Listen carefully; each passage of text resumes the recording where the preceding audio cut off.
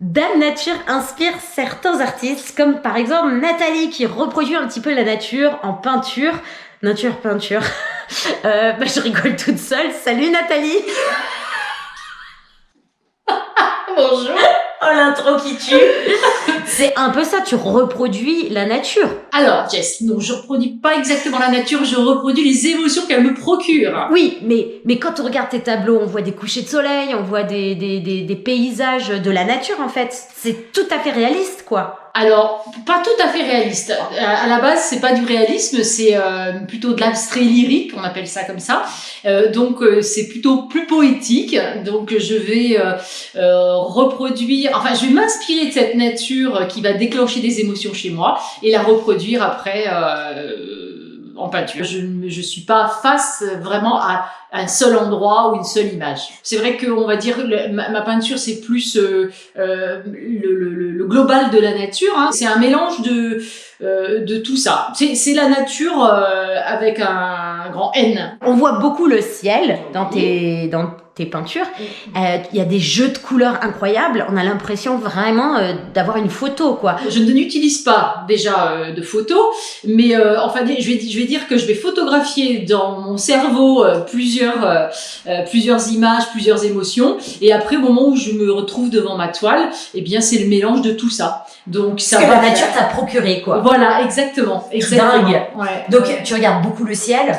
Oui, ça c'est ma passion, le ciel. C'est vrai que parce que justement par son abstraction, en fait, je suis attirée par toutes ces couleurs. C'est jamais pareil. Jamais pareil, jamais les mêmes formes, jamais les mêmes couleurs. Donc c'est unique à chaque fois. On a des couleurs de fou ici à la montagne. Ouais, voilà, c'est ça. Je pourrais dessiner que ça. Et c'est toujours un endroit merveilleux. C'est super inspirant. Super inspirant. Ouais. Beaucoup d'émotions, en fait. Ici, il y a beaucoup d'émotions, de toute manière. Quelque part, ici, on ouvre la fenêtre, voilà, c'est toujours des paysages différents, des couleurs différentes et beaucoup de contrastes, en fait. Tu utilises aussi quand même un peu de matière dans tes tableaux? Alors oui, j'utilise des matières organiques aussi que je récupère lors de mes balades en montagne. Et donc, ça peut être du lichen, ça peut être de l'ardoise, des petits morceaux de bois. Alors, j'intègre pas que ça, j'ai aussi des matières acryliques en fait que l'on met dans la peinture, mais je viens aussi à incruster ces petits morceaux de nature, voilà, ça a une petite signification aussi, voilà, c'est un petit bout de cette nature. Sans la nature, eh ben tu serais quoi? Ah, là, sans la nature, je meurs. Pas peintre, déjà. Non, mais en fait, pour moi, la nature, c'est primordial.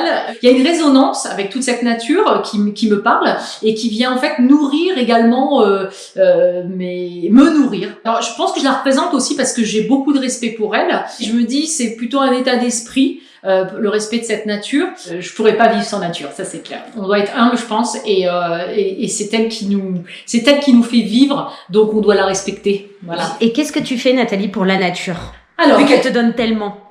Eh bien, je lui offre des belles peintures. Enfin, j'essaye.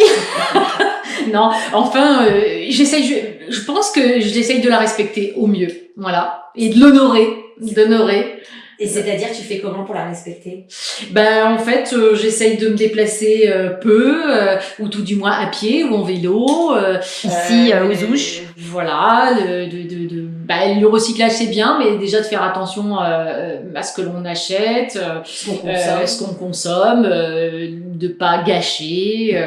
Voilà, ça va passer par là. C'est peut-être des petites choses, mais je pense que c'est des petites choses qui vont après faire des grandes choses. Mais en tout cas, oui, c'est très touchant et c'est très beau et c'est pour ça que Dame Nature te dit merci Nathalie. Merci Jess. À bientôt. À bientôt. Ciao.